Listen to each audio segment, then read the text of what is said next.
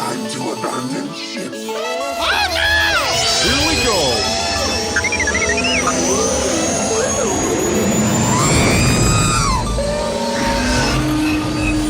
Can I persuade you to join us for a drink? It's a tradition. Here, here. Jar Jar, homie, my main man, quickly. Before the Separatists attack, get into the escape pod. Hey! This is escape, then we're the pod.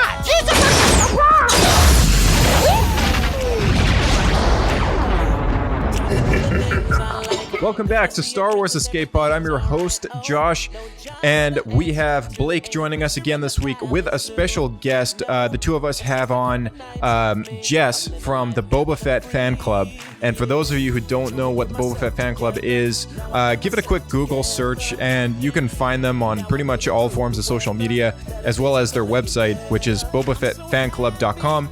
And they've been around since 1996, and the founder Aaron was kind enough to send Jess our way to chat all about the legacy of this character, the recent documentary that came out on Disney Plus, Under the Helmet, and so much more. Book of Boba Fett and everything.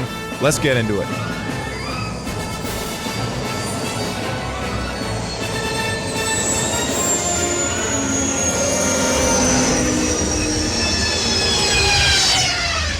Another happy landing. Yeah, how you doing, Jess? Nice to meet you. You too, likewise. And so you are both.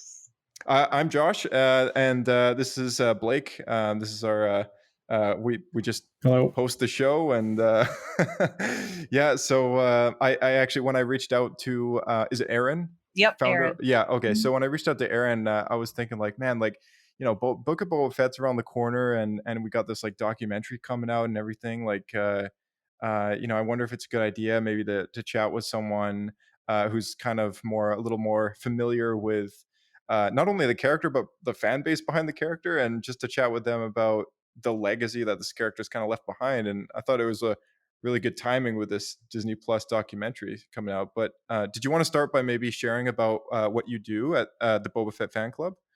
So the Boba Fett fan club has a pretty special place in my heart as far as fandom goes. It was one of the first internet forums that I can remember signing up for when I was in high school. So this was well over 10 years ago. And the Boba Fett fan club just recently celebrated its 25th anniversary. So it's been around for quite a while. And yeah, I was in high school when I signed up. So I've known Aaron, the founder of the Boba Fett fan club, all of that time as well. We've met in person once, I think, just the one time. We happened to be in LA at the same time where he lives. I was visiting the area. But in terms of like my involvement with the site, I joined as a fan, just someone who was on the message boards, and I was pretty active. And so for a while, I was a moderator on the forums, just, you know, being someone who would keep conversations going and looking out for, you know, the sort of things that you're supposed to look out for as a moderator, which you know, I think our community is a pretty good group of folks. So it wasn't like banning people. It was just more of like keeping conversations in check and making sure there wasn't like repeat topics and things like that.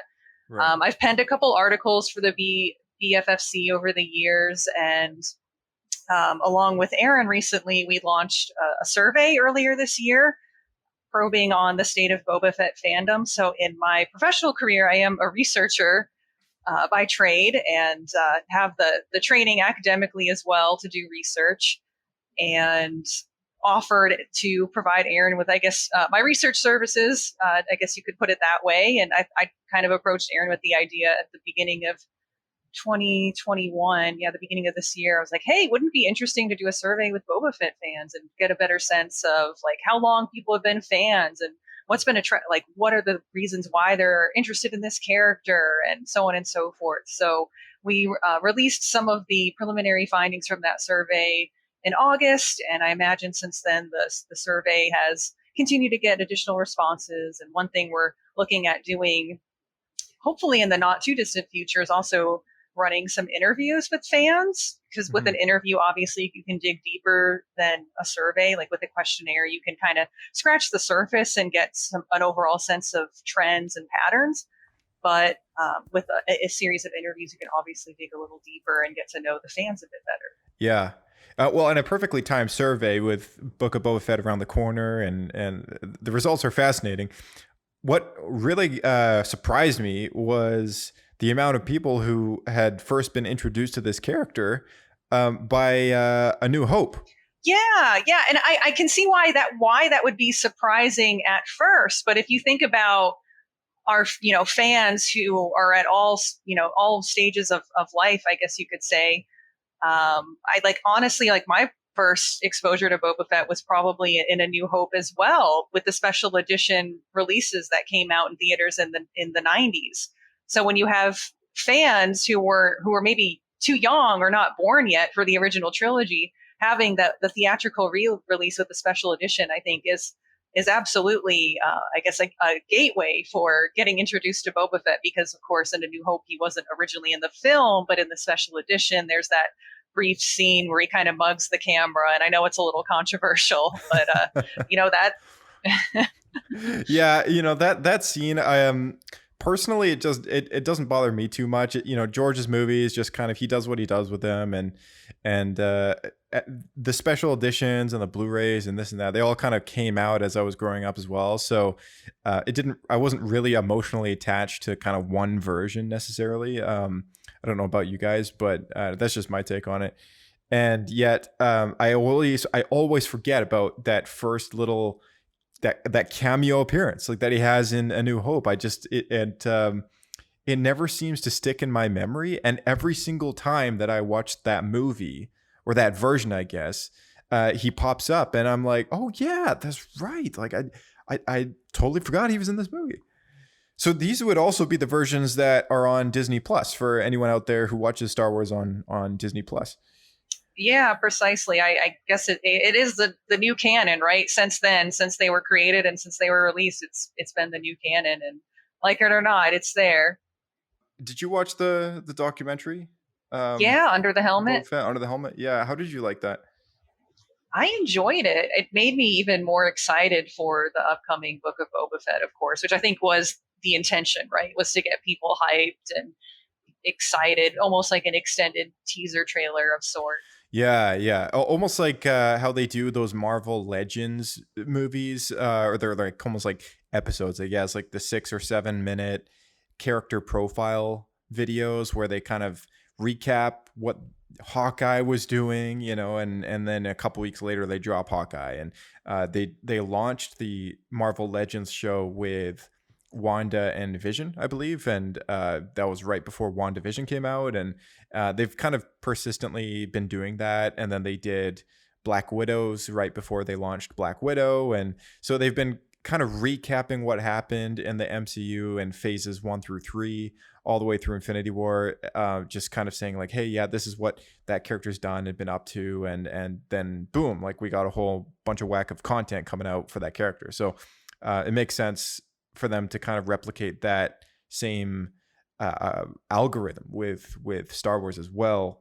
But Star Wars fans are different. We don't need a recap of what happened to Boba Fett, and if you were to count all the comics and books and everything, it would just be a lot. So their way of doing it is this nice nostalgic kind of documentary thing, and it's great. It's really cool. There's a lot you can learn from it. It's not that long. It's only like about like 22 minutes or something like that. But if anyone hasn't seen it out there that are listening, just go and watch it. It's awesome. Okay, we'd like to introduce Boba Fett. Can you speak to us, Boba? Certainly. You didn't know who he was, you didn't know where he came from. But he didn't get much screen time. When he put the costume on and walked onto the set, absolute silence. You said, whoa, who is that? Despite his lack of screen time, next to no dialogue, he's everywhere. The world was ready for this bounty hunter. Under the Helmet, the legacy of Boba Fett, now streaming only on Disney Plus. What I thought was really interesting is I grabbed a couple highlights from this thing, and I thought it was funny that they said Boba Fett's been in the original trilogy a whole of 6 minutes and 32 seconds. I don't know if that counts the cameo and the re-releases, but I assume that's maybe just the original theatrical releases. But not a lot of time that this character showed up, and it blows me away every time I think about it that 6 minutes and 32 seconds with a character that didn't have that much dialogue has created this entire like almost the spin-off fandom as well as the Mandalorian culture has like just kind of been built on this one appearance of this one character. And it's like thinking about the MCU, and then there's the Spider-Man franchise. You know, it's like in itself that character carries so many movies and its own kind of media properties and merchandise and everything like that. And Boba Fett is kind of like that character in Star Wars. He's like this one character. Is like, oh yeah, people love Boba Fett. They might not have seen all Star Wars movies, but they love Boba Fett. And he's just cool. He's a cool guy, and everyone wants to be him. It's like Buzz Lightyear in Toy Story. You know, he's the guy with the wings and the cool gadgets and all that stuff. So you know, it blows me away. Dave Filoni in that same interview or in the Disney documentary really said it, like, I think correctly, and it's just the power of the design of Boba Fett. Like, he just looks so cool that even if he only had 6 minutes of screen time, he's so memorable, right? Yeah, totally. Between that and like the medieval T-visor helmet and the spurs from like Spurs, the culture. He's just like something totally new. And you know, putting myself in like the shoes of someone who's never seen Star Wars before, when you watch that first movie, you know, without the cameo appearance on Tatooine with him standing there with Jabba and everything, if you just watch the original release, he's not in the film, and then you watch the next one, and you can totally feel that the budget was higher in Empire, but beyond that, just the creative kind of visual aesthetic of some of the things that they put in that movie really expanded the galaxy like so much more, because it went from just being one movie to being two movies with so much more now in that universe. And Boba Fett adds so much, you know, like there wasn't a character that looked or talked or acted like that guy before. Yeah, precisely.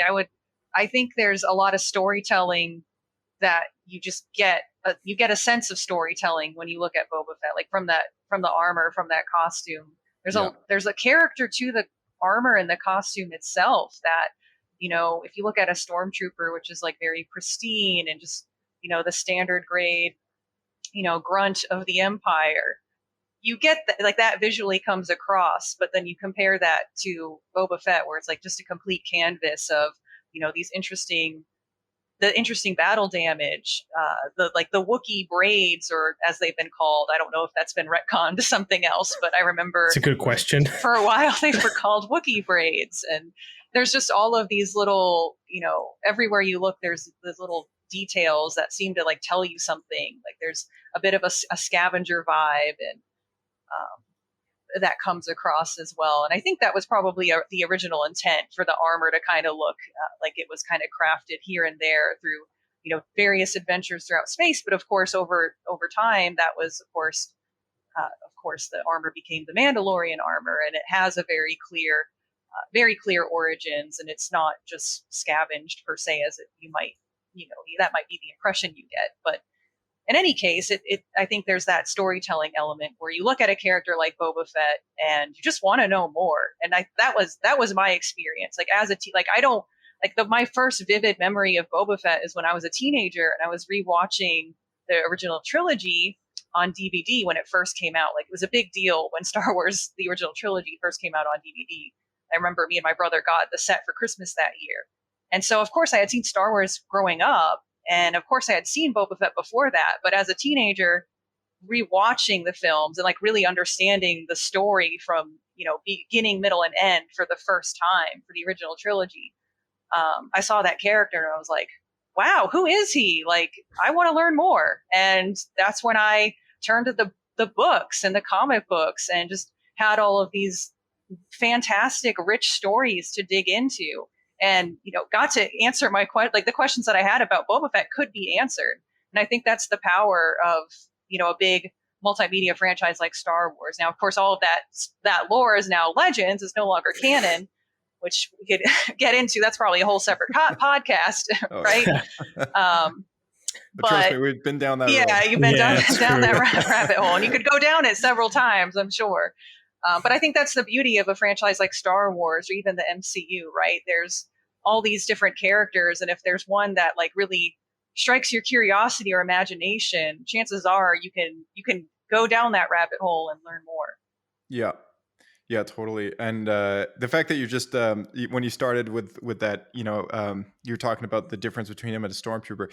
It's interesting that the design of him was intended to be a stormtrooper at one point before Empire started filming, and he was intended to be this super trooper kind of design, and then there's like George was like, I guess there's no budget for this, so, let's just make him a guy, so I think it's funny that like I guess you just when you're doing a movie like that, things just evolve a certain way. But it's funny that the character of Boba Fett and this entire race of characters has just come out of this accidental, like, oh, this was this elite stormtrooper and now it's not. Yeah, and it's funny because George never throws out an idea because No, never. Yeah. he was like supposed to be a stormtrooper, and they're gonna have 100 of them on screen, right? Couldn't afford it, and we got the animated series, and we have 100 Mandalorians on screen. So we got it in the end anyway. Yeah, that's the one beauty about anything that's done at Lucasfilm, like whether it's the concept art or something in a script or whatever, nothing ever gets thrown away. And we've seen it countless times where things have come back and or they've been changed and they kind of evolve a little bit in the story to kind of fit its own purpose in there. And it's so great to see some of these things that just talking about EU and all that stuff. It's great to see some of these things coming back in the canon. I mean, like we've been reintroduced to the canonical version of Thrawn and various other characters, Maul with the robotic legs and stuff. I mean, which first showed up in this kind of Dark Horse like comics. Yeah, it was like a what if kind of comic. It's like what if this happened, but it ended up being a canon thing. So it's cool, and a lot of the stuff that's been built up around the character of Boba Fett has one way or another affected how they've moved forward, I think, with this character. So in this show that's coming around the corner, I guess, is there anything particular that you're hoping to see? I mean, because you've, out of the three of us, you've consumed an incredible amount of Boba Fett stuff, more than at least I have. So probably fair to say. Yeah. Yeah, that's such an awesome question, because I think a lot of times when you're in this situation as a fan, you don't want to get your hopes up too high, right? And set unrealistic expectations for what's going to happen. And I think, of course, the fact that there is all of this existing lore to pull from that there's all kinds of different directions they could be going in. The fact that in the EU, Boba Fett is a father, he has a daughter and a granddaughter as well. He was married. Yeah. So I think it would be really fascinating if they went down that path. I'm not sure if they, again, it's all speculation. I'm not sure if they will necessarily, because that can get very complicated and maybe too messy for a show like the Book of Boba Fett. But it would be really fascinating if they did explore that. And of course, maybe I should give a spoiler warning for the Bad Batch, but we were introduced to a character who is another clone of Jango Fett, who, as far as we know, is female gendered. So what are the implications of that? We saw that character as a child. Yeah.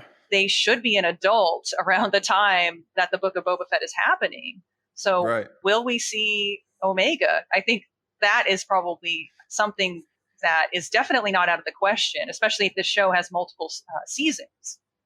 Yeah, no, it's true. Yeah, because we've had our own conversations when we were talking about the Bad Batch about that character, and a lot of mystery still surrounding Omega. But I mean, yeah, the fact that she could be this pure genetic replication, but just a female, is essentially she's just his sister, right? So yeah, pretty much. Yeah, so I mean, that in itself was kind of a neat concept, and whether they'll roll with that and introduce her into this show is going to be it's going to blow me away, at least if they do that, because we're already expecting a season 2 of Bad Batch next summer, so it's going to, I guess, spoil the surprise of whether or not she lives. Not I think they'll ever kill her off or anything, but yeah, it's definitely added another layer to this ever growing story still for this character, which is really cool. Yeah, and I think it would also continue the precedent set by The Mandalorian, which has a bit of the found family vibe with, of course, Mando and Grogu. Of course, Yeah. now they're kind of split up since Grogu got handed off to Luke, but there is that whole found family dynamic. And I think there's, of course, room for that in Boba Fett's world, and would make things very interesting if he did encounter Omega. And like, what are the implications of that? Like, you suddenly, you're two weathered, grown adults who have endured all of these different hardships. What do you do if you find someone who has that tie to you like no one else has? But it would be interesting because I would assume that Omega probably maybe never even met Jango Fett. So like, does she even identify as a Fett? Like, would she want to be family with someone who's just, well, I mean, she was a family with, she identified the Bad Batch as her family. So maybe Boba would feel like she would feel that kinship with him automatically. I could see that. I could definitely see that being a thing now that I'm talking through it. Yeah. I was thinking that too, kind of as you're explaining it. I think that is a direction they could definitely go, especially the fact that Dave wrote Omega like within a year, probably, or like a year back. So it'd be really fresh in his mind for a character that's relatable to Boba Fett to show up in the series. It's not like he's something that's estranged in the mind. Oh yeah, and probably, quite frankly, planned. Like the fact that he planted those seeds with the Clone Wars, with Bo-Katan and others, right? I'm sure that was something he told. Shoot, I forget her name. The woman who plays Bo-Katan.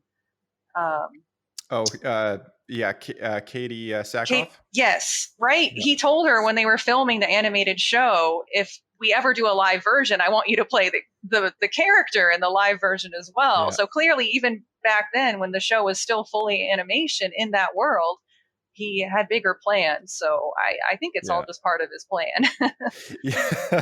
Yeah, Dave.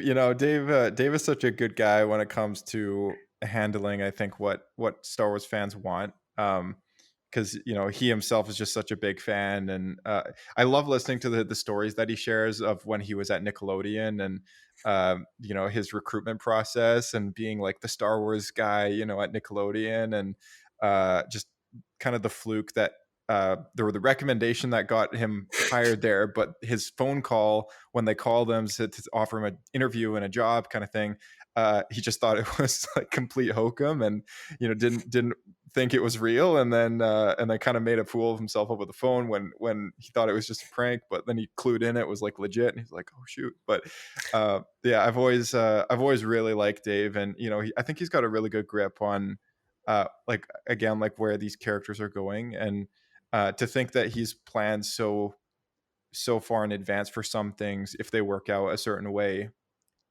Obviously doing Clone Wars and stuff, Daniel Logan came back and reprised the young Boba Fett that were introduced to in Attack of the Clones.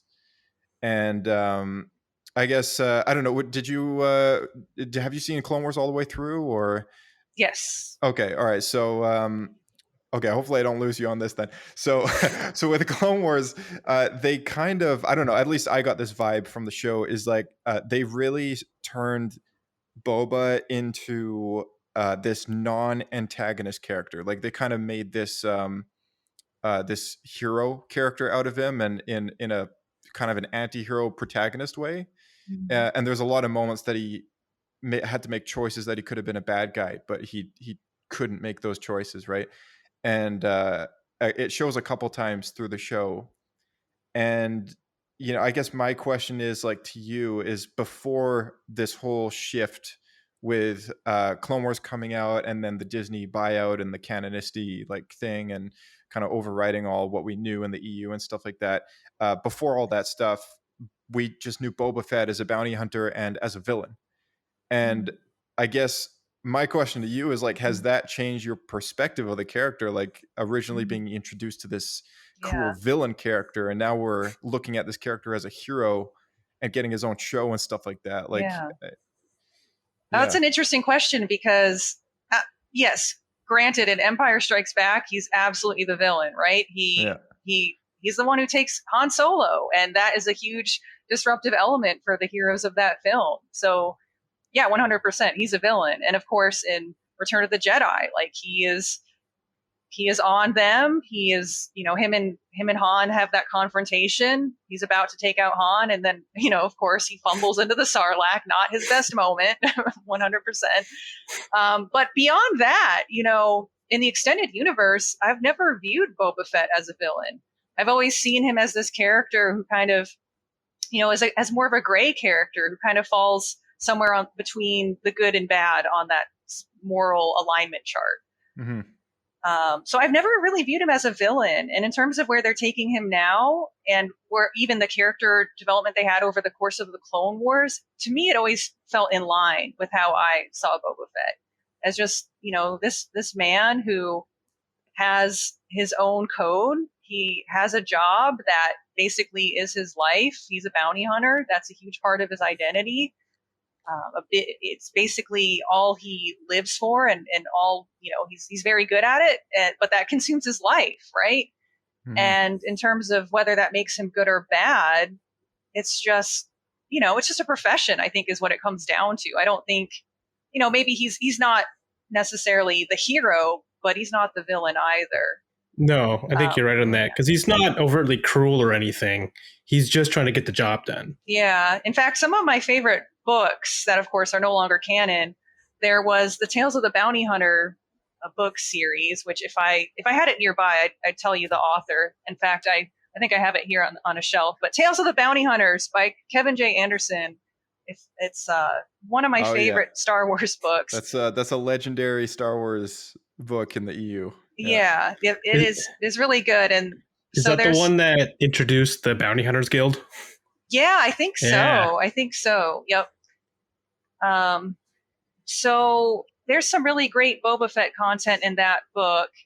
And I think it's in this book where there's a short story with Boba Fett, and he's offered Princess Leia, like Jabba the Hutt presents Leia to him at Jabba's palace. And it's a really gross scene because the implication is that, like, Boba Fett can have his way with Leia if he wants to.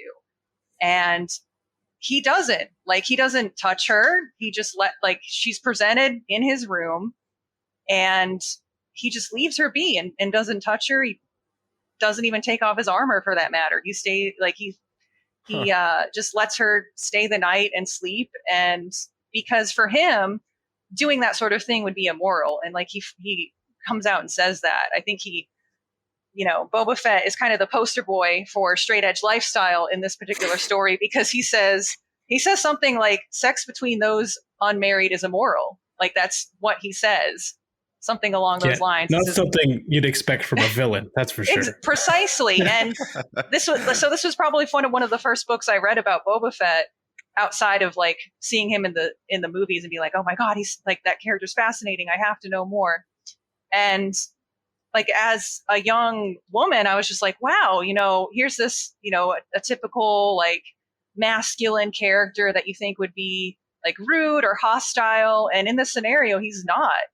And, maybe you could say like, well, he probably shouldn't be hanging around with people like Jabba the Hutt who are going to offer him women as compensation. Like, yeah, not necessarily the best people to affiliate with, but it does stand that, he has certain views. He has his own moral compass. And for him in that moment, his moral compass told him, like, this is a vulnerable woman. This is off limits. And I'm not going to touch her or violate her. That's very admirable. I mean, like, and I love the fact that I actually didn't know that at all. I've never read that book, but that's thanks for bringing that to my attention, because that's that actually gives a whole lot of insight to even how this character was perceived back then when that book was coming out. Absolutely. Because I guess, to a guy like George, who kind of, he's just like the maker, I guess, right? He makes all these things, and then I guess it's up to the fandom and people writing these books and stuff that kind of shape those characters in the smaller ways. And it's amazing to me that this character that was created as kind of this antagonist has very quickly became a hero in the eyes of the fans, right? So in this new show, I noticed that one of the more notable things he says in the trailer is that he's no longer a bounty hunter, and that unlike Jabba, who ruled with fear, he's going to be ruling with respect, right? And I guess in line with the Clone Wars, when he's like a young boy, he's still very he has a bit of a darker phase where he tries to assassinate Master Windu and in revenge for his father Jango and what happened on Geonosis. And he kind of falls into this group with a couple other bounty hunters, one of them being a really bad influence on him, which is Aura Singh, and who was once a business partner, I guess, with Django. And in the EU, I read the Boba Fett Scholastic books, like the thin little ones. There was 5 of them. Did you read those? Did you guys both read those? I can't say that I did. I think they were geared toward a younger audience, and I think at the time that they came out, I was probably in high school or something. So okay, yeah, I think that was the same for me. Okay, okay. I think I was probably in elementary school when these. I think I was in elementary school when these came out, but these were. When did these come out? So there was Boba Fett, The Fight to Survive, Crossfire, Maze of Deception, Hunted, A New Threat, and Pursuit. And so it's just those 6 books. And when was the first one published? This was 2002. So it was, I guess, some of the first scholastic Star Wars books that kind of took place in the EU. And it was around the same time as the Jedi Quest series and Jedi Apprentice and all that stuff.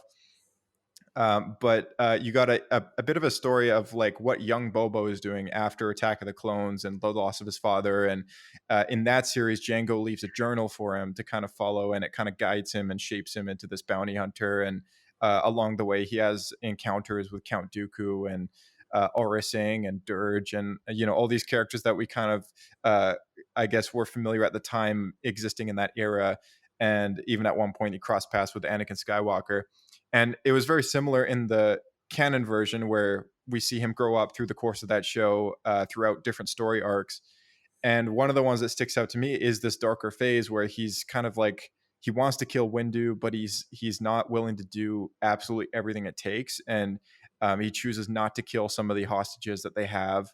And there was one moment where I guess Ahsoka and Plo Koon kind of corner him, and Aura gets away, and she, they're going to kill the hostages and everything, but they've got Boba there and he knows where the hostages are. And Hondo's there, who's this like pirate kind of scumbag character that we all love to death, and they made him a thing in Disneyland, which is awesome. But I've always loved Hondo as a character, but I probably because he's a bit more scummy, and he's not the most likable guy, but he also kind of is. And when Plo Koon is asking Boba, he's like, Boba, like, tell us where the hostages are. Like, if we don't find them, they're going to die. And, Boba is like, has this moment of like, why should I help anyone? I've got no one. And he's still like so hurting from the loss of his father, right? And who's the only guy in the galaxy that cared for this person who was like a clone of himself. And, he's got no family. He's got nobody, right? And all the influence he's got in his life is just this negative kind of these bad people. And Hondo is the one person. He leans over and he says, tell the Jedi what he wants to know, Boba, and then he's like, why? And he's like, it's what your father would have wanted. It's the honorable thing to do. And I was like, oh, that's so cool. Like, even from just a young age, like this guy is like, the scumbag is like even telling Boba, hey, it's okay to have a code, like, yeah, you can be this lawless outsider, but if you don't have a code, you're nobody. And you're this kind of off the hook villain that nobody's going to like anyways. Right. So I think it's also interesting in that story because it shows that even people like Hondo, who are just straight up scumbags, even they respected Django. Yeah. And even they have a conscience, right? Like there's these people that are hostages that are kind of, they're just going to be executed. And even a guy like Hondo knows the consequence and the negativity that comes out of that, right? So even he kind of encourages Bo, is like, hey, tell them what they want to know because it's the honorable thing to do. These people don't deserve to die, kind of thing, right? And that's really stuck with the consistency that this character has, even with this show coming out. And this character to me now is this, he's got some shady business on the side, but like he's kind of a protagonist in the way that the Mandalorian is. Like he's a bounty hunter, but he's a man with honor, right? And that's a really important thing for fans to read about and to, not fall head over heels in love with a villain because they're the bad guy, or because they're cool. But Yeah. Sometimes you can't yeah. resist a villain, though. I mean, right. like, Yeah, people love Darth Vader as well, right? He's That's true. He's That's true. if he's not the most popular character, I don't know who is. Like, Right. Vader's everywhere, and people get excited when they see someone dressed up in a Darth Vader costume, right? Even kids see Darth Vader and they're like, "Yeah, I want a picture with Darth Vader." It's yeah. He killed millions of people, but he looks cool. Yeah. It's just sometimes that whole cool element is you just can't get past that, and that's for what it's worth, if a villain is hot, like, who cares, right? Like, that's me with Loki and the Avengers is like, well, okay, he killed 80 people in 3 days or whatever, but he's got gorgeous blue eyes. Yeah. On this documentary, they went over the fact that this costume was originally painted silver, and then they went over it with the other colors and everything. What I thought was interesting was having it originally painted silver and then painted over with other stuff, I guess being the primer color. When they did that again for Attack of the Clones, I remember listening to a documentary or some behind the scenes clip where George walked in when it was still in the primer kind of silvery look, and he liked that color a lot, and they just stuck with that and refined it for Jango. When Attack of the Clones came out, like, I guess, were you very surprised about this new introduction of Boba having a father and he's actually a clone and everything?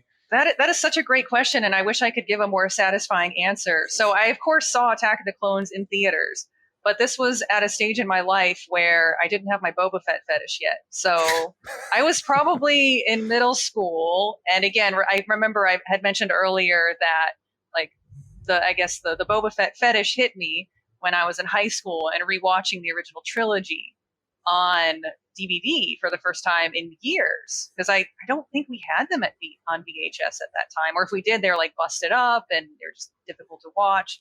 So when I did watch Attack of the Clones in theaters, I didn't know the significance of that moment, and I just thought, like, oh, okay, there's this other, like the sequel trilogy is just chock full of villains, right? So to me, Jango Fett was just like, oh, it's another bad guy that the Jedi have to fight. And yeah, he looks cool, but the significance of it went way over my head because I had not gotten invested as I've become into Boba Fett and Mandalorian. So I was but a wee baby at the time, middle schooler. Sounds similar to our situation then. We weren't old enough to really understand that transition, but I've read online that's like a really heated issue. I'm sure it's simmered down now, but when that story was revealed and you found out that Boba was a clone, people got really mad. I'm curious, as being someone who's really involved in that community, if that's still something that people are spurned about. Yeah. I imagine there will always be people who are salty about the sequel trilogy, and it is what it is, right? So if you grew up and you're from a certain generation and you grew up watching these films, the original trilogy, and obviously that sets a high bar for you.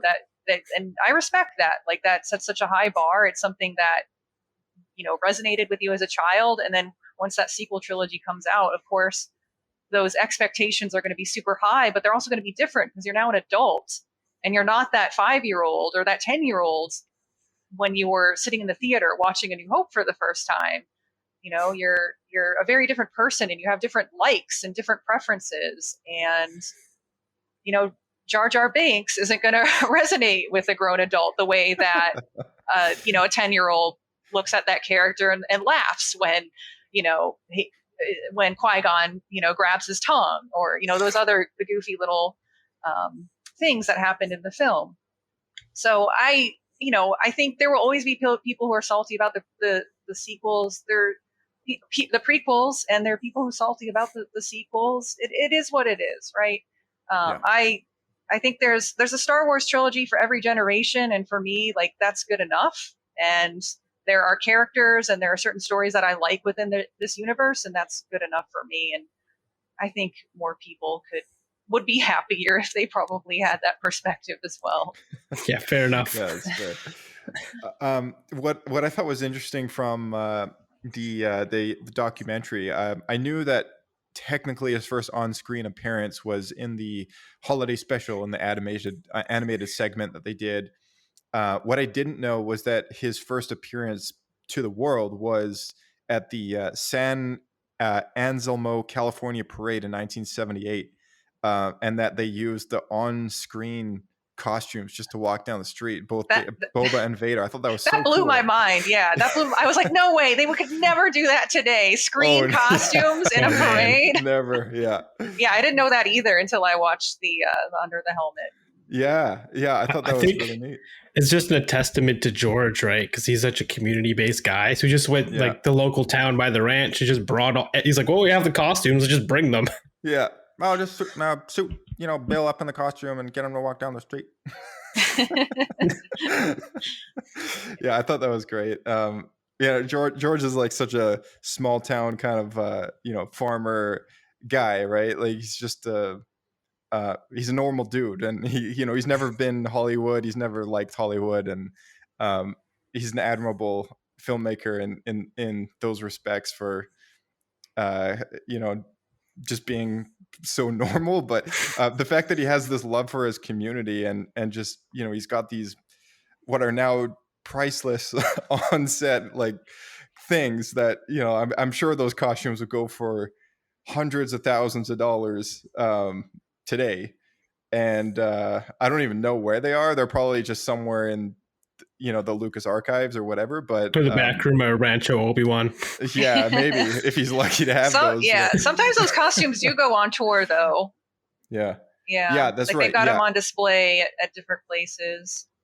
Right. Yeah, and I mean to I don't know. I guess maybe to be somebody who lived in that neighborhood and seeing that during the parade and not even knowing who this character was, and then going to the movie and seeing him there and everything. That's kind of cool.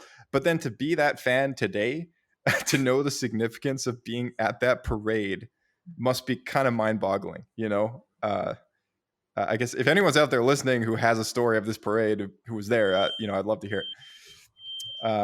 But yeah, I don't know. It's such a neat kind of thing. I also didn't know that the cloak acts as a poncho. I don't know. I got all this crazy stuff from this documentary. I was like, oh wow. Yeah, there's that ties into the concept art for Boba Fett. I think he was originally drawn with the poncho, or at least I've seen concept art with him with the poncho on. So yeah, it's multi-purpose. Yeah. Did you guys? I wonder if we'll see it in the live action if you'll go into poncho mode. Yeah, pin it over there. Yeah. I mean, it would stop it from getting burned from the jetpacks. Maybe that's the idea. It's got to button it up. Right.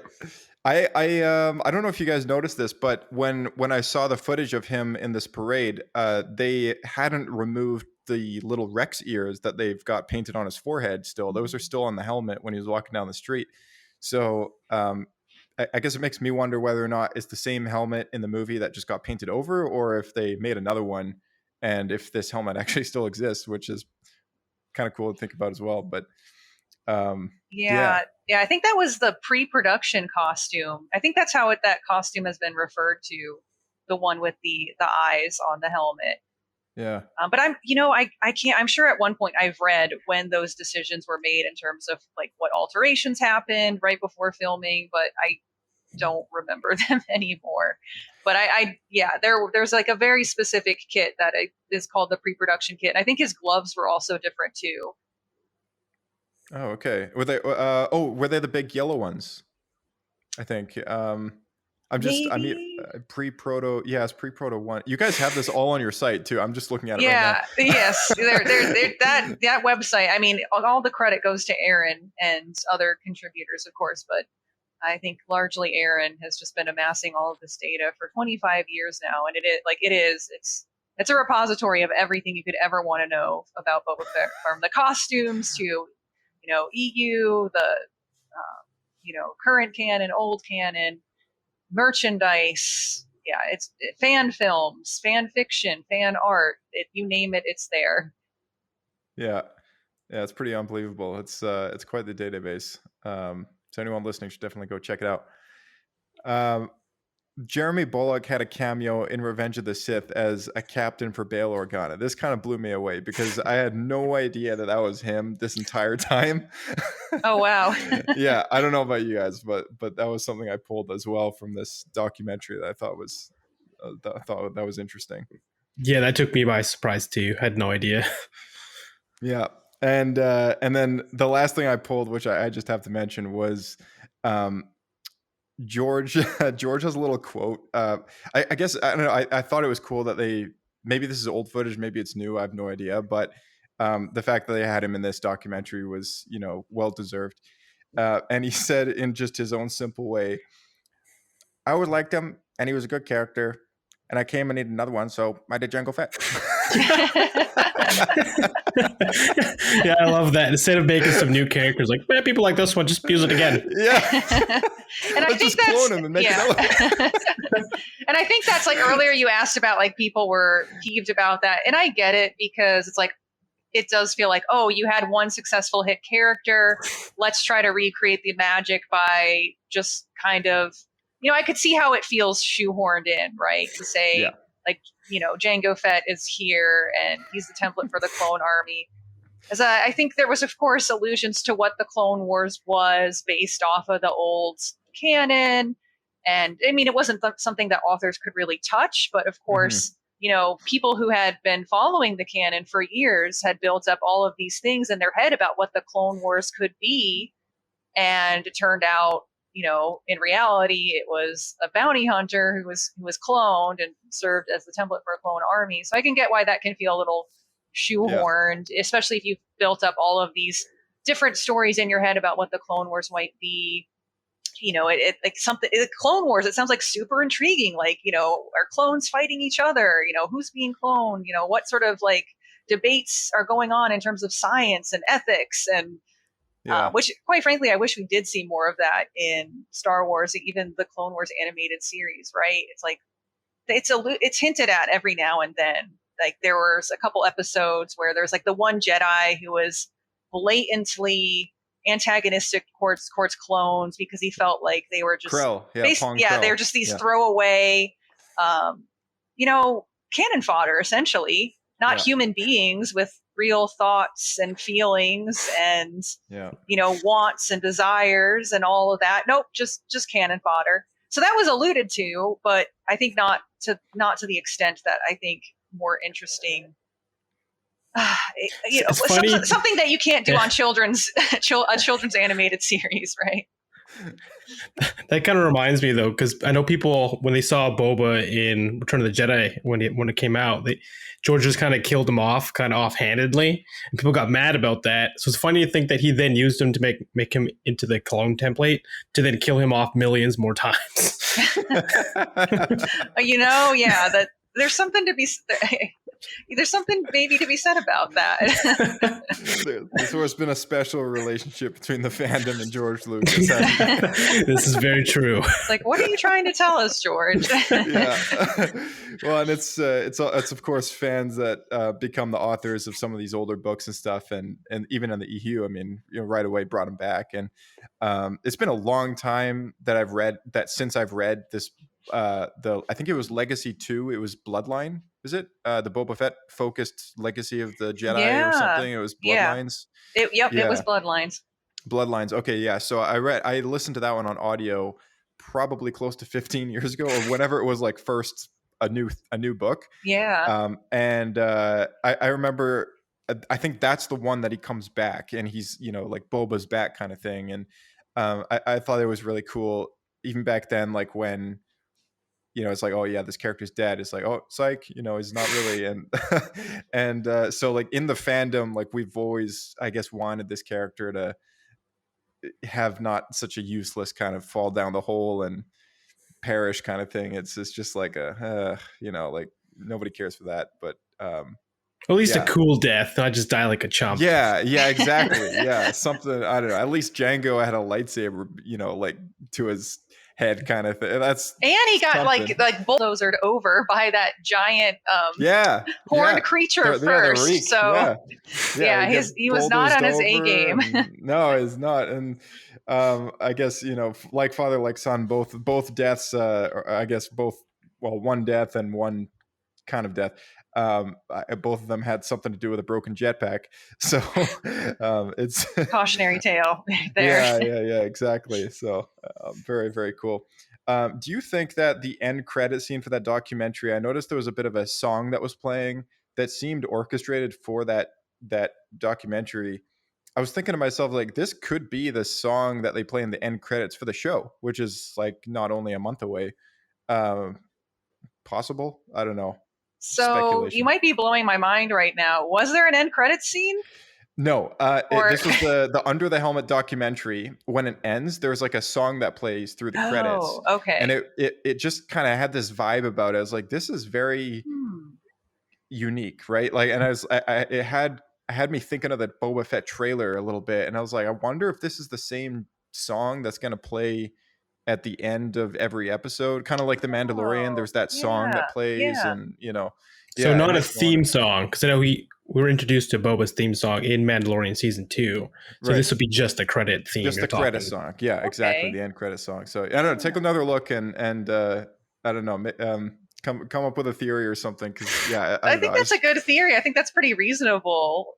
For sure. I admittedly watched it last night and was pretty tired and went to bed right after finishing it. So I might not have heard a single note from the end credit song. Oh, well, thanks for cramming that in before today. I mean, yeah. So Boba Fett, great character. And I don't want to take up your whole night. We've been chatting for about an hour now, but is there anything that you're like really looking forward to seeing in this like show that's right around the corner, or anything, any last minute thing that you guys have to say about kind of the this crazy fandom that's come out of this singular entity?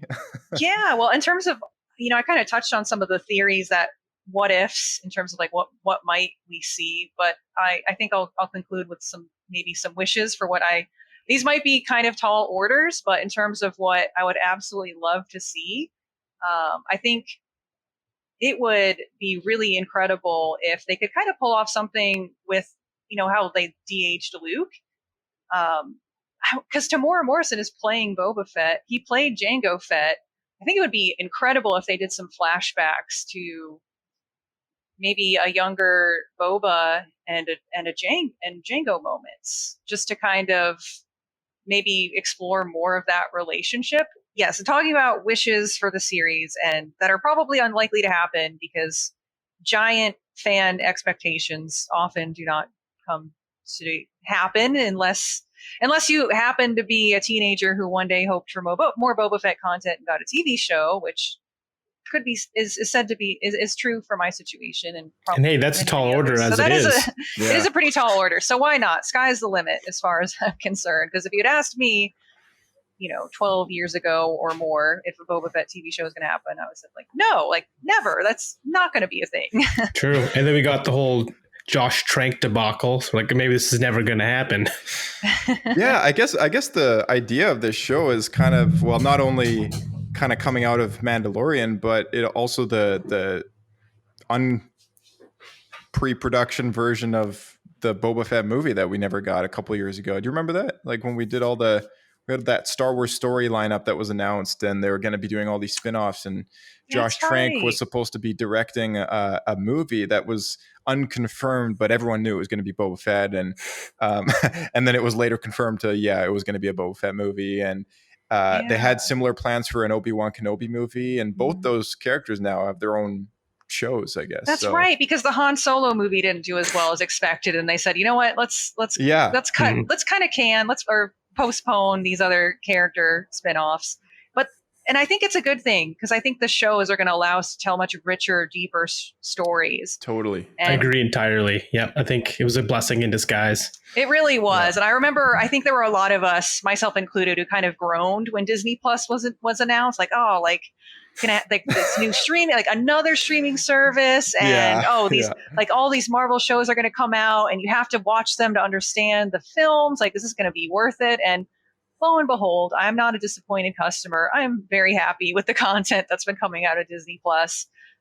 Star Wars, of course, included in that. And yeah, so with this show, I think it is going to allow us to tell like a much richer, deeper story than any movie could about Boba Fett. Because if they had leaned into a Boba Fett movie, it just would have been like a straight up generic action film. Like, sure, there might have been some really awesome action scenes, but probably a pretty mediocre story. Yeah, I was crossing my fingers to be like an old style Western or maybe something like Logan. Mm-hmm. Yeah, something gritty would be interesting, but it would be a huge risk for the Star Wars entity to do something that different, something that is outside of what they're typically offering from these films.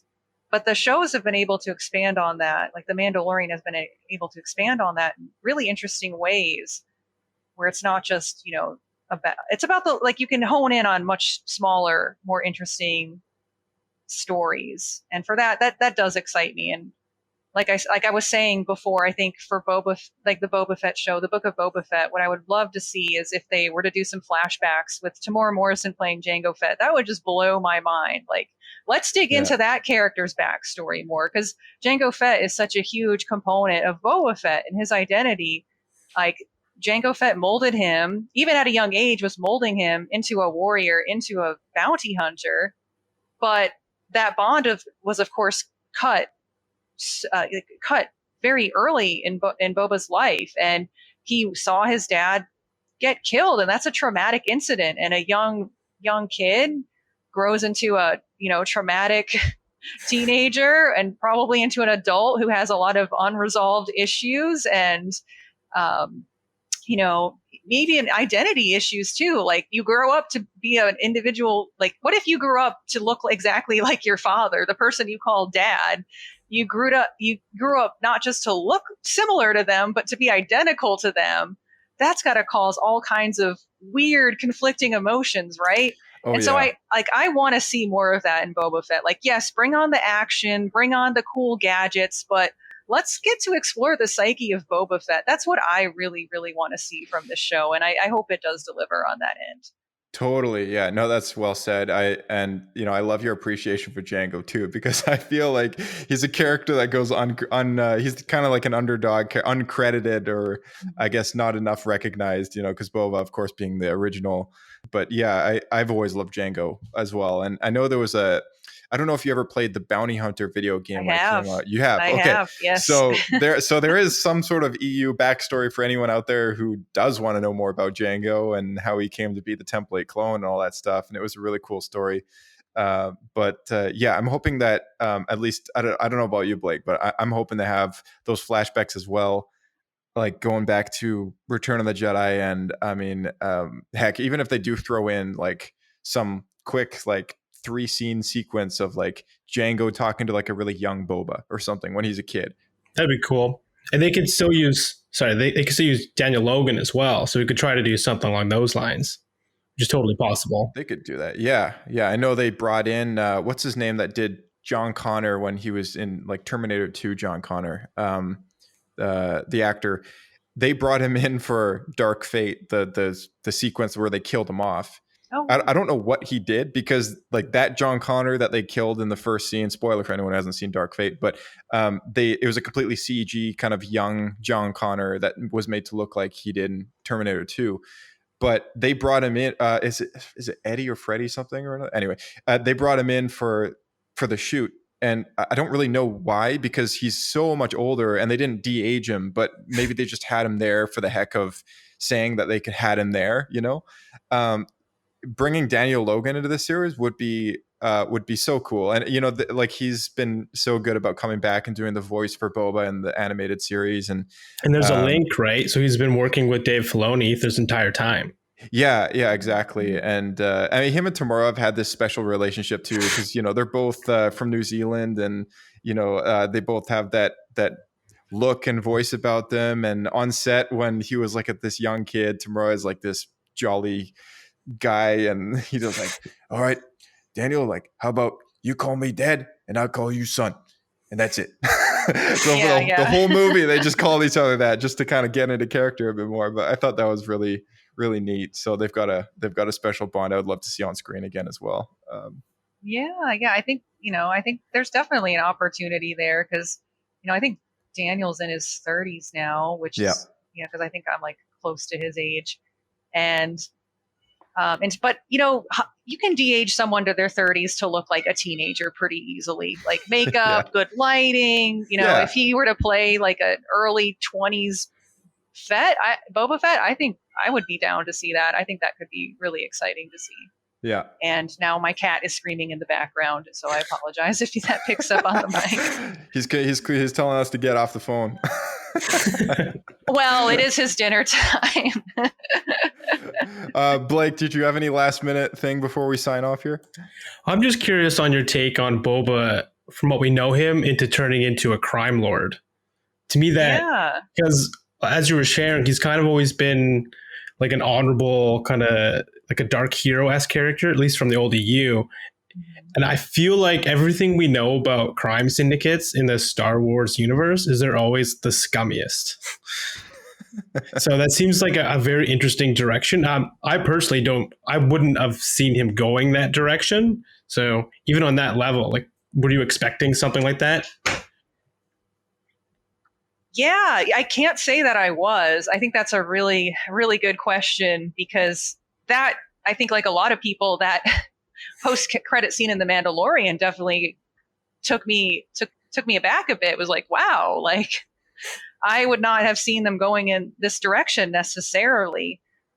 So I think clearly there's a story there that they want to tell. I think I would be a little disappointed if they made Boba Fett lean into that really hard, and he kind of lost that moral compass that has made him interesting. Now, the fact that he's mentioned in the trailer, like, I'm going to rule, I'm not going to rule with fear, or what? I'm sorry, Jabba said. He said Jabba ruled with what? Fear? Or yeah, Jabba ruled with fear, and I intend to rule with respect, or something like that. Yeah, thank you. So that seems to suggest like wants to do better, or at least have he's going to have a different rule set that he's going to use to play this game, which I think will be really interesting. And their trailer definitely has conflict in it, so I would speculate that there are people who are not going to just kind of roll over and say and be like, oh, okay, Boba Fett's the new crime lord now. He's the head honcho, right? I think people like there's gonna be other big personalities who are not that's just not going to sit very well with, and they're going to fight back. And for sure. And to rule through respect, you have to earn that respect first, right? Right. And here's this individual who was, for all we know, kind of just walking around the desert for a while, and yeah. And so Boba Fett has fallen off the grid, right? People are not going to know that he's even still alive. So it's going to, I think you've got a really valid point that it is. I think there's going to be a lot of that built into the storytelling of having to maybe rebuild that reputation of who he is and what he's capable of. Yeah. And real quick, actually, I always keep thinking of one more thing. In the EU, there was this whole storyline where, because we've talked about it before, and where he became the Mandalore, right? Like the leader of the Mandalorian people, and by watching the Mandalorian, like with the traveling dark saber story, being passed from person to person, now it's Din Djarin's, and it's like, it's kind of looking like he's going to be the Mandalore. And so he's kind of stealing that storyline from Boba. So yeah, this whole crime lord thing is very interesting, because it's like, instead of this one leadership position that he's kind of intended for in the EU, he's kind of in the canon going a different route, and they're kind of making him a little more into dirtier. A little more into the roots of the underworld, kind of like where he thrived all this time, but just in a different seat, literally. Yeah. I mean, it does make sense in some ways, because it's really the only life he's ever known is that underworld. So in some respects, the transition to being Mandalore is a bit of a leap, right? And my memory's kind of fuzzy because it's been a long time since I've read those books. But it was also a very different Boba Fett, because it was a Boba Fett that had family that resurfaced. And as we were talking about earlier, they could allude to that maybe to a lesser extent that could still happen, or it could happen through Omega and not necessarily a biological daughter or a wife that he had. So I think there's that obviously softens a person having those connections, where this Boba that we now have doesn't have those connections or those reasons for him, those motivations for him to step out of the lifestyle that he's so entrenched in. Yeah, totally. Well, we're all very excited to see the show, and also a huge thank you, Jess, for coming on, chatting with us.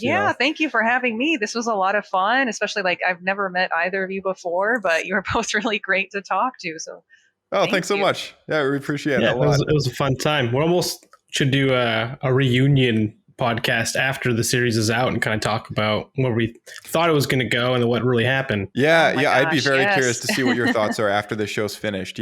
So if you're up for it, we'd love to have you back. Definitely. Absolutely. Let's do a round 2. And my thanks to Aaron as well for sending us your way, and and anyone listening, go check out the BobaFettFanClub.com, is it? And BobaFettFanClub.com. And what are the social media handles that you want to give out?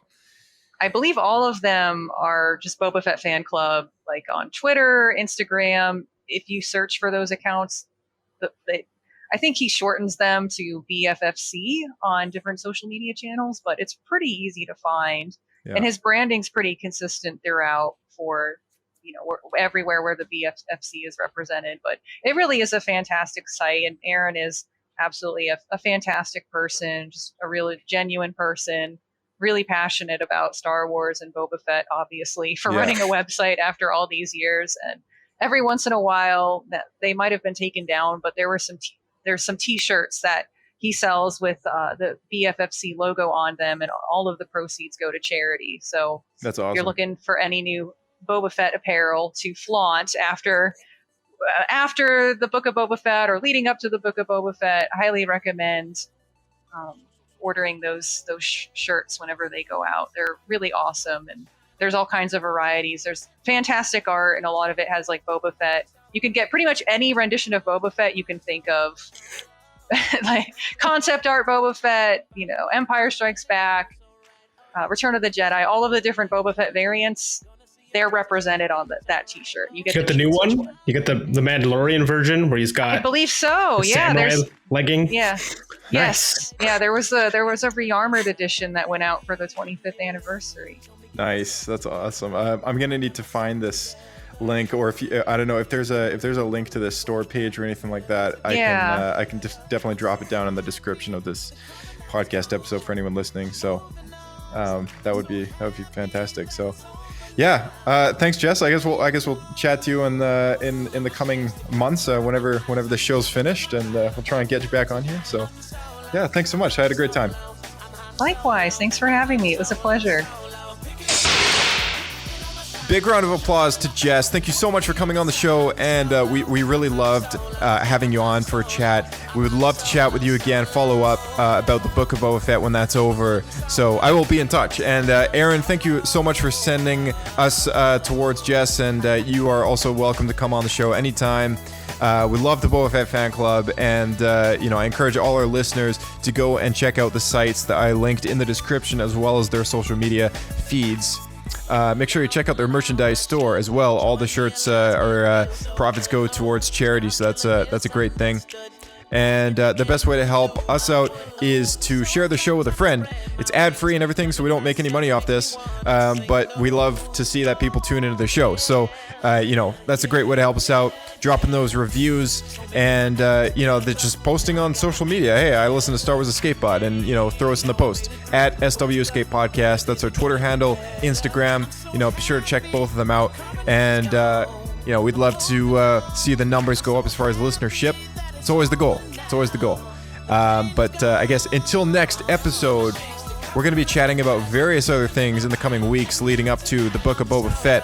We got a what if episode on Boba Fett, or what happened, sorry, not what if, what happened with Boba Fett. And as you know, the What Happened sub-series is all about the beginning to end story arc of a character in the existing forms of canonicity that we have. So that's going to be a big one, and we're really looking forward to getting into that before the Book of Boba premieres on Disney Plus at the end of December. Until next episode, guys, may the Force be with you, and we'll see you in the next one.